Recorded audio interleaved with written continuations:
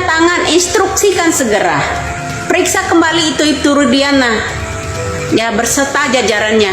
Ada apa ini?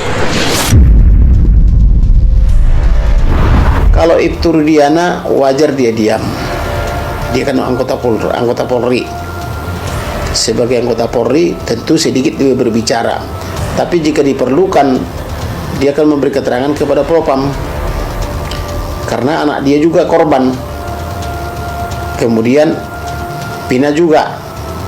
Maka oleh sebab itu kita turut berduka cita kepada Ibtu Rudiana dan mengatakan turut prihatin.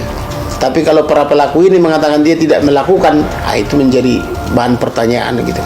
Kalau saya melihat Ibtu Rudiana diperiksa di Propam itu wajar-wajar saja. Saya dengar ada 15 pertanyaan. Karena sekarang orang itu mengaku tidak melakukan, yang 8 orang itu ya.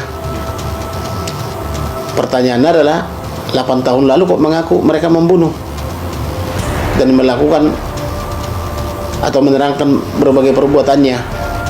Kok tahun ini tiba-tiba semua mengaku tidak melakukan? Nah, jadi pertanyaannya, apakah polisinya benar-benar sesat, kemudian jaksa dan hakim dan penasihat hukumnya sesat, kemudian pengadilan tinggi sesat, kemudian Mahkamah Agung sesat?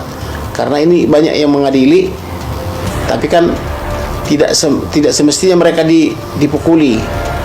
Yang dipukuli katakanlah misalnya kalau benar ya di kepolisian, tapi di hakim kan tidak dipukuli, pengadilan tinggi kan tidak dipukul, Mahkamah Agung kan tidak dipukul, tapi kok mereka semua dikatakan bersalah kan gitu.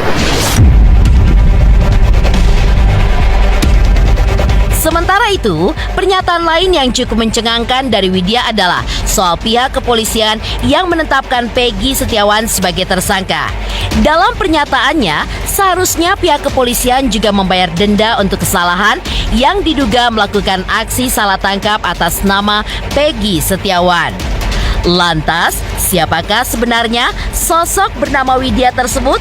Benarkah ia pun juga mengetahui segalanya yang bahkan tidak diketahui oleh pihak kepolisian?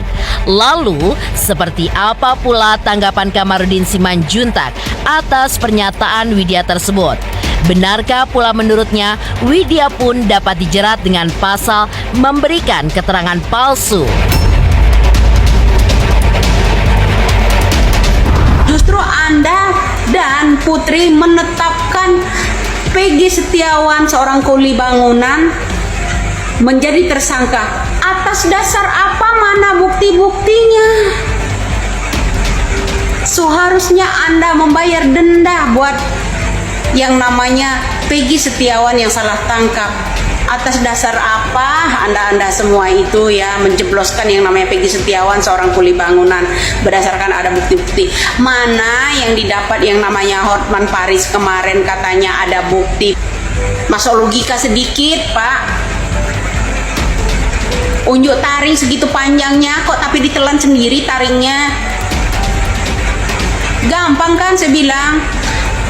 Hanya saja tinggal bagaimana Kapolri kita dan tanda tangan dari Presiden. Unjuk taring sepanjang-panjangnya. Jangan dilindungi jenderal-jenderal tersebut. Oke? Kenapa? Kayaknya